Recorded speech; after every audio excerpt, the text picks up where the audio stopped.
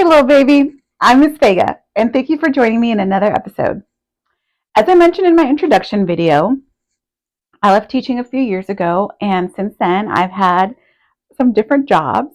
And as one does have at new jobs, I've had some trainers, and I've learned through this experience that explaining stuff is a skill. I didn't realize not everyone could explain stuff the way teachers explain stuff. Shout out to teachers. So I'm going to use my skill of explaining stuff and my knowledge of brain stuff to teach you, my viewer, how to explain stuff. Meta. Also, thank you so much for being my viewer.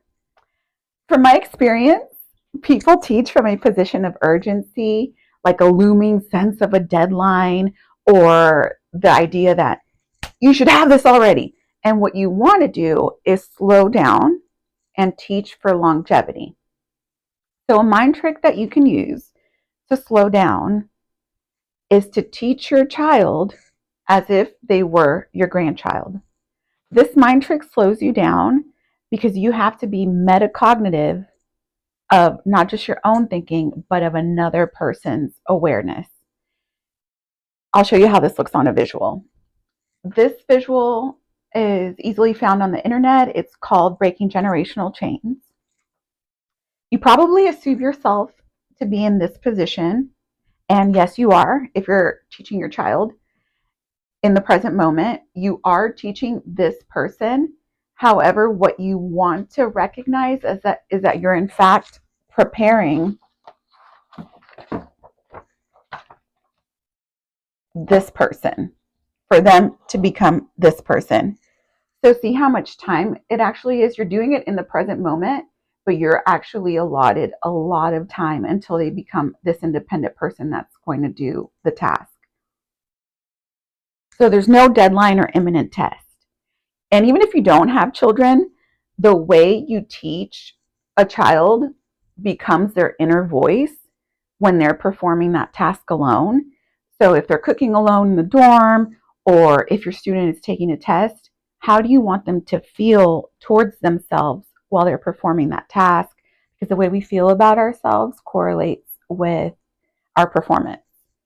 And you might ask yourself, okay, so if there is a lot of time, how do I feel this time, and how do I feel this time that I'm slowed down with?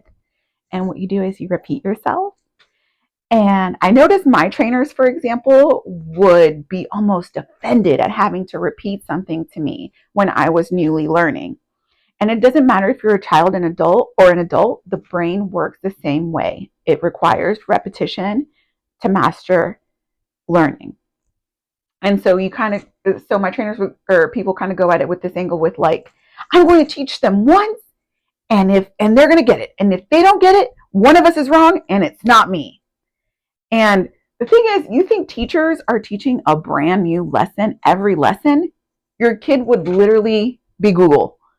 Not only do we repeat ourselves, we also explain the minutia or the layers within a lesson.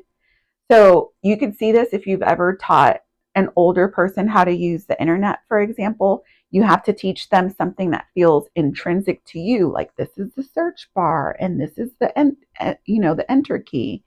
It feels intrinsic to you, but to them, they are brand new, just like they're brand new to earth or living.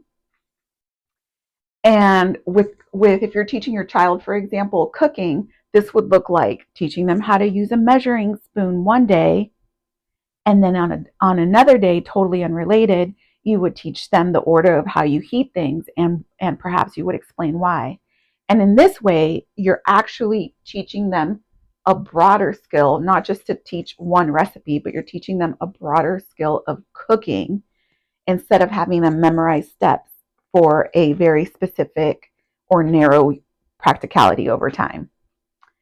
And if you don't know, and I do want to mention, if you don't know the why on something, you want to admit to that to your child, because this person or whoever you're teaching, because the person needs to know, one, it's okay not to know things, and also that it's okay to figure it out as you go. That's another intrinsic thing that we sometimes fail to explain. And if you're not talking about cute little lessons like, oh, cooking, and you mean more, oh no, Miss Vega, I need to teach my kid a lesson. Then, in that case, it works exactly the same. It's just a lot harder. And this is actually not the same as not feeling anger because that's the natural human reaction. You don't want to skirt the anger. What you want to do is manage it. And it's actually very hard. And I can talk a lot about this. So it's my next video. But for now, I'll just show you how anger, if you're this person, anger moves you back into this position.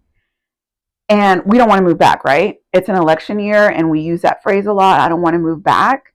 And we're referring to the macro level, but we really can't even control the macro level. But what you can control is the micro level within your homes. So to remain in this position is actually a fight within us. But again, more of that in my next video. And someone might say, I would want my kid to tell my grandkid, you should break the cycle. But really, no, you don't, because that would mean that the cycle has perpetuated beyond your child, that the pattern has continued. And you might ask yourself, well, why can't we just teach something the way we were taught or the way we learned it? And that's a fair question. You totally can. But for that, we're going to look at this pictograph as actually existing on an X and Y axis. And so you'll look at it here where the x-axis is the representation of time through generations, and the y-axis, the vertical axis, is the reduction of reactivity over time or over generations. You could call it harshness or impatience or anger. I'm just calling it reactivity for this video. And I could have put this graph on graph paper, but today's society, kind of like the urgency culture of like, oh my God, there's a deadline and you're going to be tested. It kind of cues our brain to ask too literally about how much time, when really time is very fluid because you're talking about a person's lifespan.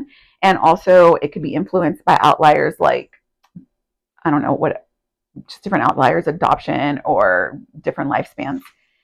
So if you were to teach as if you were taught, you actually come from this position, which can also be called your inner child, and that exists in the past. And even if this person and your current minor child might look exactly alike, you still have to keep in mind that they are two different entities. They are two different beings. And times are different now. Technology, COVID, school shooting, it makes for a different generation. So this generation I had put would be Generation X, Millennials, and Generation Z, which is 1965 to 1996. So that's pretty generous. But what you're teaching is Generation Z and Generation Alpha, which is a different generation. And it's not to say that your parents didn't do it right. If you want to teach, but if you want to teach to their future, you must also come from your future, which is the same as your higher self. And this person, and also if you're teaching it as the way you were taught, this person or your inner child, your past self, may have had a traumatic experience. So it could be that you're leading with an injury. In science, this is called bias. And in spirituality, this is called your shadow. And it would be the same if you were to react with anger in a courtroom. That's the science. That science is considered bias. So you teach from your future self or your higher self because you're teaching to their future self. And in the future, you will be sweet and patient with your grandchild. That's literally like a joke on the internet. So this also goes for teaching adults or outside of the family unit.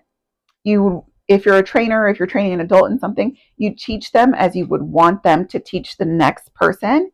You remain cognizant of their awareness. Their awareness is brand new. Like this person is brand new to earth. Your coworker is brand new to the job.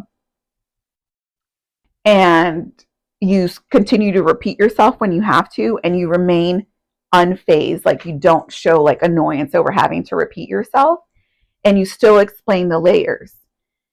So with family, what this does is it improves the quality of the longevity of your lineage, but in business, it improves the quality and the longevity of your business. And you want that job. And some might say that this sounds condescending or that it could come off as condescending to another. And I would just challenge people to ask themselves why intentional kindness and intentional patience sounds condescending, because y'all love that be kind merch, but you actually have to do the work and it's hard.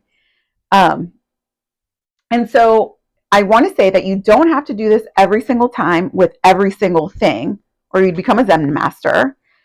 Some people might be so reactive that they can only change one thought, and that's actually more than enough. Even if the thought is, I accept what Miss Vega to be telling me right now to be true.